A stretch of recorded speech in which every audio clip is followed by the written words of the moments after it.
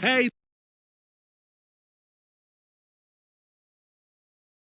He doesn't really want to be coming towards the ball down. He wants to be going in behind. And if there's space, he could be effective here. Yeah, no, he needs room to exploit, doesn't he? Otherwise, what his strengths are and where his key attributes lie are nullified, and you can't get the best version of him whatsoever. So yeah, hopefully that is the case, because I think he is one who needs a good game tonight. I think he's done well when he's been called upon so far this season, as you alluded to. But this is another opportunity for him, and he'll see it as such. He is one who screams out the kind of character that wants to be starting every single week. I don't think he's happy with his role in the squad as it is right now.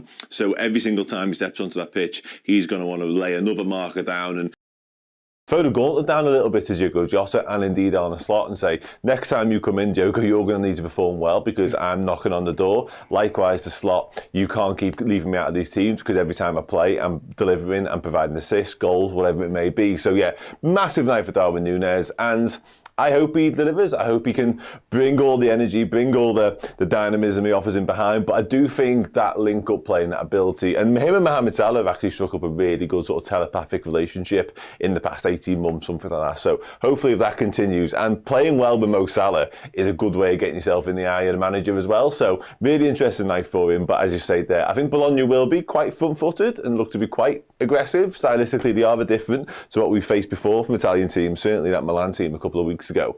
But hopefully if Bologna come and fancy their chances a little bit and want to play footy, go toe-to-toe, like Evil said, Darwin Núñez could hopefully have a bit of a field day in behind.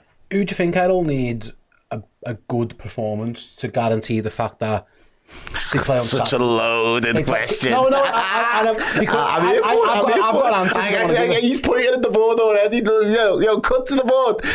Yeah, I was thinking the same. Yeah, we was all thinking the same, so I was so fucking loaded. I'll do it. Okay. Why, go on, say you speak on it. Oh, he needs to play well, like. Yeah. He's got to play. Because he's one of the sorry to come back to the rotation thing. Curtis Jones could easily have been in the side over him. Not based on needing a rest or rotation, just based on form. Yep. Like, Curtis Jones has played well. Certainly the weekend I thought he was really good. He is not at it. Off the ball, out of possession, brilliant. He brings absolutely loads of qualities to this team.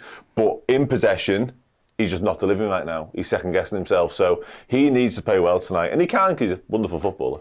Yeah, no, and I agree. I think it would have been remiss to have not pointed to him first at that. And I think what Aid... I've got another one, by the way. Really? I agree with Szoboszlai, but I'll come to it in a minute. But you are right.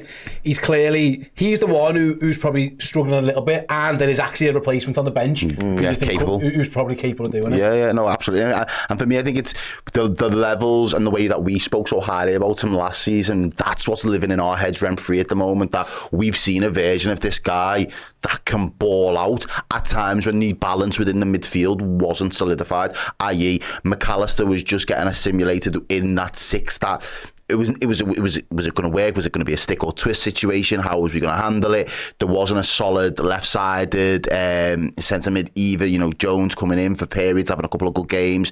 You know, Gravenberch didn't really nail down a place on that left-hand side either at that point in time.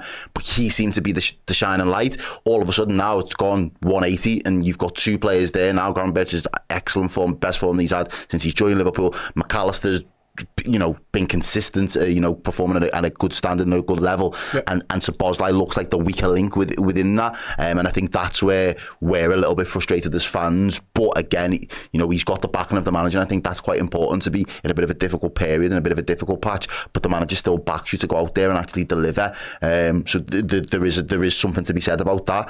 I need to throw it back to you, who's the other one? I agree on Szoboszlai, but I think he's fantastic without the ball. I think he's way better than Curtis Jones without the ball. And that might be why he's in the team. All right, I'll tell you mine is point at someone, Dan. Point at the same fella. Same fella, okay. And then go one step to your right. No, you're towards the subs. Towards myself? Yeah, there you go, him. Ooh. Needs to play well tonight. He's been miles off it, Mo Salah, I think. Okay. Miles off it. I thought he was good in Milan. I thought he looked sharp when he came off the bench against West Ham, but actually in the league, I don't think he has been very good. I think he was really dreadful at the weekend.